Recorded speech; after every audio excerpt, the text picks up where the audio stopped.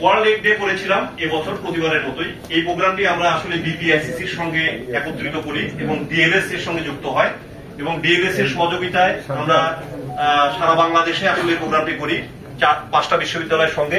এবছরও আমরা খুব ফেস্টিভ মুডে আমাদের যে উপদেষ্টা মহোদয় রয়েছেন ওনাকে সাথে নিয়ে আমরা প্রোগ্রামটি করেছিলাম এবং এটি একটি আমাদের ভালো উদ্যোগ ছিল। এবছর আমাদেরকে একটি কাজ করতে হয়েছিল, সেটা হচ্ছে লাইভস্টক উইক অ্যান্ড এক্সিবিশন। সেইখানে আসলে আমাদের একটা বড় পার্টিসিপেন্ট ছিল অফসা থেকে। অফসার আমাদের নিজস্ব বুথ ছিল, যেখানে আমরা যে শোকেসিং হয়েছিল লাইভস্টকের উদ্যোগে, ডিএলএস এর উদ্যোগে, সেই উদ্যোগের সঙ্গে আমরা একত্রিত হয়েছিলাম এবং আমরা আমাদের অফসার পক্ষ থেকে আমাদের এক্সিবিশন ছিল, আমরা অনুষ্ঠানটার সঙ্গে আমরা একত্রে কাজ করেছি ডিএলএস এর সঙ্গে।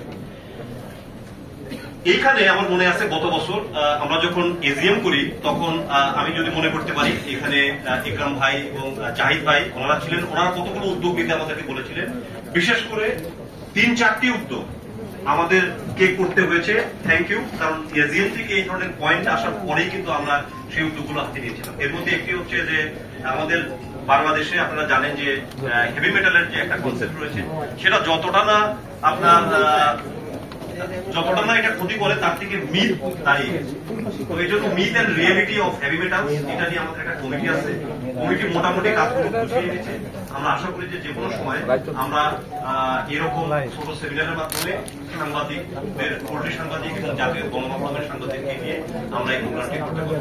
একটা হচ্ছে heavy metal, myth and reality. আরেকটা ছিল, আরেকটা বড় উদ্যোগ ছিল আমাদের, সেই কাজটিও আমরা প্রায় গুছিয়ে এনেছি।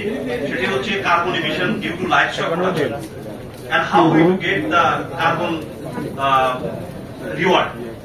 এই প্রোগ্রামটি আমরা অনেকটা গুছিয়ে এনেছি।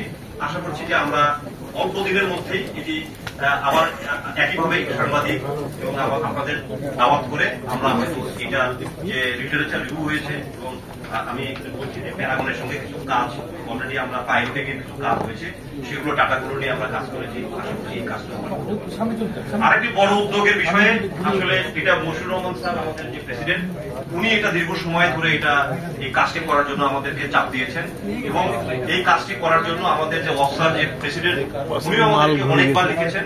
আমরা গত ভিআইবি তে আমরা আমাদের ওয়ার্ল্ডের আমাদের যে গ্লোবাল প্রেসিডেন্ট ছিলেন ওনার সঙ্গে আমরা মিটিং করেছি এবং আমাদের সালেক ভাইয়ের নেতৃত্বে এই কাজটি আমরা হাতে নিয়েছি।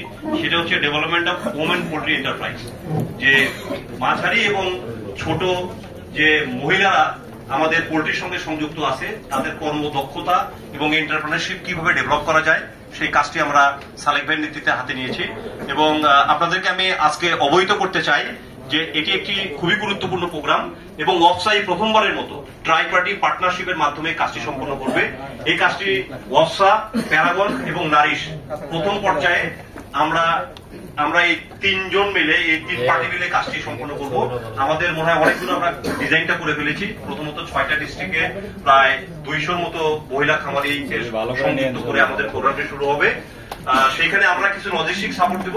মূল কাজটি মূলত করবে হচ্ছে প্যারাগন আর হচ্ছে নারিশ। সেটি অনেকটা শেষের পথে, আমরা হয়তো আর 1 মাসের মধ্যে কাজটি আমরা শুরু করতে পারবো।